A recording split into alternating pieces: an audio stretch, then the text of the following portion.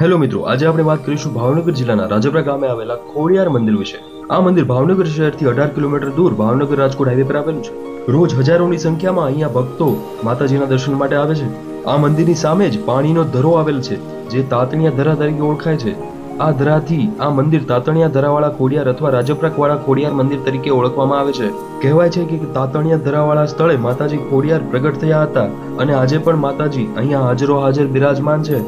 ખોડિયાર માતાજી એ ભાવનગરના રાજીવ પરિવારના કુલદેવી પણ છે। ઘણા બધા ભક્તો રાજપરા ચાલીને જવાનું પસંદ કરે છે, ત્યારે વર્તેજ નજીક આવેલા નાની ખોડિયાર માતાજીના દર્શન પણ અચૂક કરે છે।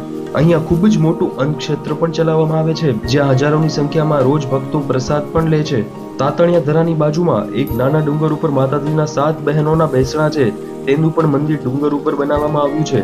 અને અહીંયાથી નીચે ઉતરવા માટે તમે રોપવે સર્વિસનો પણ ઉપયોગ કરી શકો છો, જેનો ચાર્જ માત્ર 20 થી 30 રૂપિયા હોય છે।